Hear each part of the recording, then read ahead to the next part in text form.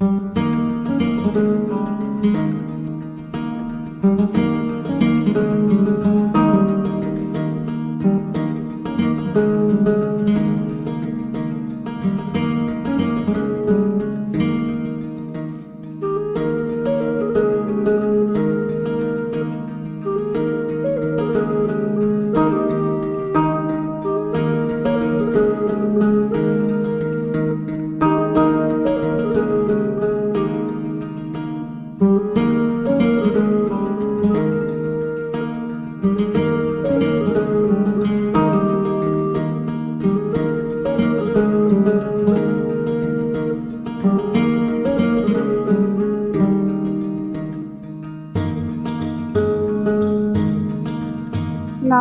বন্ধুরা, তোমাদের সবাইকে ব্লগার দিয়া অফিসিয়াল চ্যানেলে অনেক অনেক স্বাগত। তোমাদের সবাইকে শুভ সকাল জানিয়ে আমি আরও একটি নতুন ব্লগ ভিডিও শুরু করছি। তোমরা সবাই কেমন আছো? আশা করছি সবাই ভালো আছো এবং সুস্থ আছো। তো আজকে হলো বুধবার। তো সকাল থেকে দেখেছি খুব ভালো রোদ উঠেছে আমাদের এখানে। আর রোদ উঠেছে আর জামা কাপড় ধুবো না, এটা কি কখনো হতে পারে? কারণ আমাদের এখানে এখন বেশিরভাগ সময় তো বৃষ্টিই চলছে। তার জন্য যেদিনে রোদ ওঠে সেই দিনই যতগুলো পারি একবারে বেশি বেশি করে জামা কাপড় বের করে নিই আর সবগুলো ধুয়ে নিই। তো আজকে বেশ কিছু জামা কাপড় আমি বের করে নিয়েছিলাম, সেগুলো একদম সকাল সকাল ধুয়ে নিলাম। আজকে না সকাল থেকে এতটাই গরম পড়েছে, আমার জানি না কেন কাজ করতে প্রচুর ক্লান্ত মনে হচ্ছিল যাতে কোনো কাজ না করি। কিন্তু যতই মনে হোক যে কাজ করব না, কিন্তু যতক্ষণ পর্যন্ত ঘরের সম্পূর্ণ কাজ সম্পূর্ণ না করি ততক্ষণ পর্যন্ত কিন্তু মনে কেন জানি একটা শান্তি পাওয়া যায় না। সব কাজ শেষ করব, তারপরেই মনে হয় যেন একটা শান্তি পেলাম। না হলে না খেয়ে শান্তি, না বসে শান্তি। এটা এখন মনে হয় যেন এক অভ্যাসে দাঁড়িয়ে গেছে। আগে কিন্তু এমন কোনো অভ্যাসই ছিল না যে ঘুম থেকে উঠে আগে সংসারের সকল কাজ করতে হবে। আগে এমনটা মাথায় আসতো না, কিন্তু এখন নিজের থেকেই মনে হয় সব কিছু শিখে গিয়েছি। ঠিক ঠিক যেমন বলা হয় সময়ের সাথে সাথে মানুষ পরিবর্তনশীল, ঠিক তেমনই কিন্তু কথাটা মনে হয় আমাদের প্রত্যেকটি মেয়েদের জীবনে মিলে যায়। এই যে ধরো, এই যে কাজগুলো, এগুলো কিন্তু আগে যদিও বা করতাম, অতটা মন দিয়েও হয়তো করতাম না বা অতটা বুঝতেও পারতাম না। সব কিছু তো মারই শিখিয়ে দেওয়া ছিল। কিন্তু এখন প্রত্যেকটা জিনিস কীভাবে জেনে মার মতন করেই শিখে যাচ্ছি। এখন ধীরে ধীরে অনেক কাজই শিখে গিয়েছি। তো এদিকে রান্নাঘরে চলে এসেছিলাম। তো আমাদের রান্নাঘরে জানো তো জল ওঠে, মানে বৃষ্টির যে জল হয় সেই জলটা তো অনেকটা ময়লা ছিল, তাই জল দিয়ে কিছুটা পরিষ্কার করে নিলাম। এবার চলে এলাম আমি আমার ঘরে, যেটা আমাদের প্রত্যেক দিনেরই কাজটা থাকবেই, তা হলো ডাস্টিংয়ের কাজ।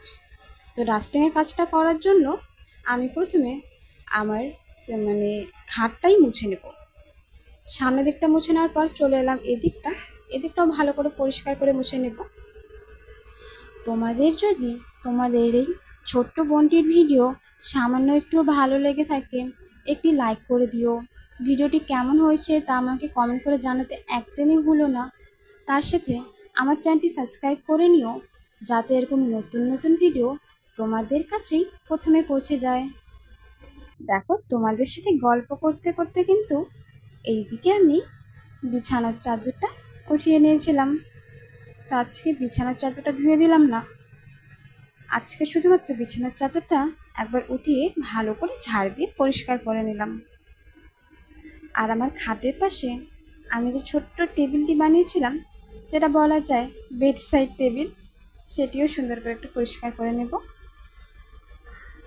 এরপর ডাস্টিংয়ের সব কাজ না, আরও অনেক কাজ থাকে যেগুলো তোমাদের সাথে ভালোভাবে শেয়ার করতে পারি না। কারণ একটি ভিডিওতে যদি এত কিছু দেখানো হয় তাহলে ভিডিওটা বিশাল বড় হয়ে যাবে। একটি সিনেমা যেমন হয় 3-4 ঘন্টা, সেটা তো হয়তো আটবে না, তার থেকেও বড় হয়ে যাবে। তার জন্য সব কিছু কাট কাট কাট কাট করেই একটু দিয়ে থাকি। আমার কিন্তু সারাটা দিন সময় কাটে শুধুমাত্র এদের জন্যই।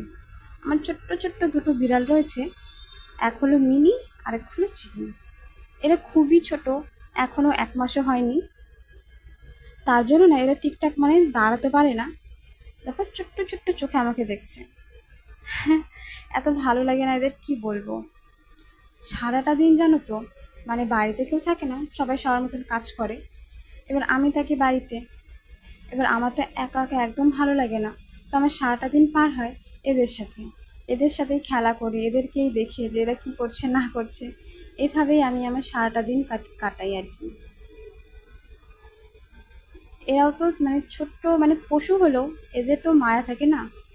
এর যে মা রয়েছে মানে বড় বিড়াল, সেটাও ছোট্ট থেকে আমার কাছেই রয়েছে। এই 1 বছর হলো আমার মানে বিড়ালটার।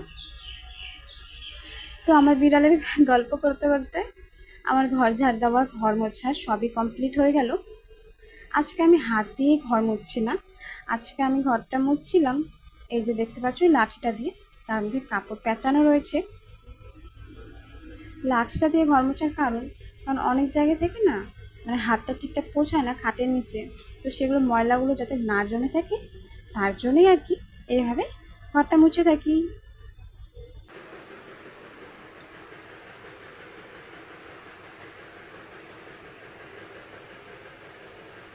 এই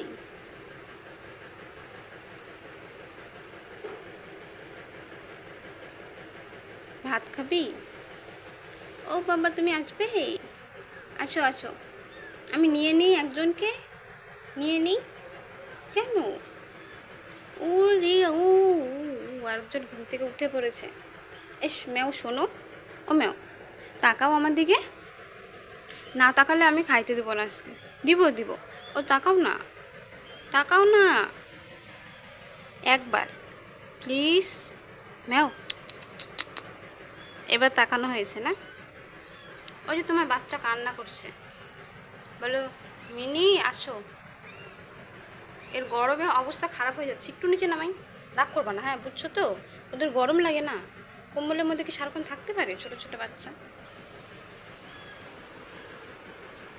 নিচে থাকুক, তুমিও নিচে থাকো, সাথে তোমার বাচ্চাকেও নিচে রাখো, বুঝেছো? এই যে মা, এই যে মা, এই যে তোমাদের মা, এই যে মা। তুমিও যাও মার কাছে থাকো, তোমরা থাকো এখানে। হ্যাঁ আমি একটু বাইরে থেকে আসি, বাচ্চা দেখে রাখবা, আমি বাইরে যাই, ঠিক আছে? বাইরে যাওয়ার আগে আমাকে বলে যাবে যে আমি বাইরে যাচ্ছি বাচ্চা দেখার জন্য, বুঝেছো? থাকো, তোমরাও থাকো, দূরে কোথাও যাবো না। এরপর আমি আমার বিড়ালদের সাথে গল্প করার পর চলে এলাম বাইরে বালতিতে জল ভরার জন্য। মানে আমি যাই কাজ করি না কেন, সেটা জামা কাপড় ধোয়া হোক বা বাসন ধোয়া, আমাকে কী করতে হয় সবসময় এখানে জল ভরে তারপর পেছনের দিকে নিয়ে যেতে হয়, বা এই দিকে যেখানে কাজ করি সেখানে নিতে হয়। সামনে যেটা দেখতে পাচ্ছ সেটা হলো রান্নাঘর। তো কুয়োটা এমন জায়গায় যে এখান থেকে জল যাওয়ার কোনো রাস্তা নেই, তার জন্য বালতিটা এদিক ওদিক নিয়ে যেতে হয়। এরপর আমি স্নান করে ফ্রেশ হয়ে চলে এলাম ঘরে। এখন সিঁদুরটা পরে নেব, তারপর আবার চলে যাব রান্নাঘরে। ওই টুকিটাকি কিছু রান্নার রয়েছে তার জন্য। তো আজকে সকালে আমি রান্না করেছিলাম আলুর তরকারি আর কচু বাটা। একটা কচু রয়েছে, সেই কচুটা পেঁয়াজ রসুন লঙ্কা দিয়ে বাটা করেছিলাম, খেতে খুবই টেস্টি হয়েছিল। অনেক কিছু নাম জানো তো, আমি সত্যি বলতে একদমই জানি না যে কোনটার নাম কি, কোন সবজির নাম কি।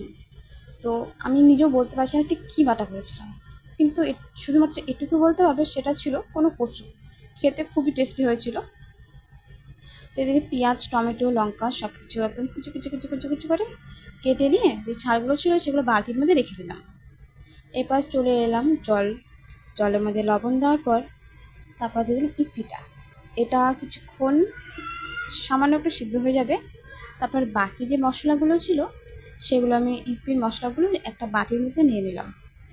কিছু সস রয়েছে টমেটো চিলি আর রেড চিলি সস, সব কিছু একটি বাটির মধ্যে এক এক করে সুন্দর করে সাজিয়ে নিলাম। আর এদিকে আমার ইপিটাও কিন্তু সিদ্ধ হয়ে গিয়েছে। এটা বেশি সিদ্ধ করবো না, পরে বেশি সিদ্ধ করতে গেলে আবার গলেও যেতে পারে। তার জন্য অল্প সিদ্ধ করার পর এটা নামিয়ে নিতে হবে।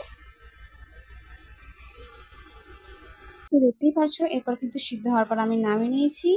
কড়াই দিয়ে দিলাম তেল, তার দিয়েছি পেঁয়াজ, টমেটো, লঙ্কা, এগুলো বেশ কিছুক্ষণ ভালো করে একদম ভালো করে ভাজা করে নেব। তারপরে দিয়ে দেবো ইপিটা। এটা ইপিটা বেশি না, সামান্য ভাজা করা হয়ে গেলে সব মশলা দিয়ে নামিয়ে নেব। চলো তাহলে এখানে ভিডিওটা শেষ করছি।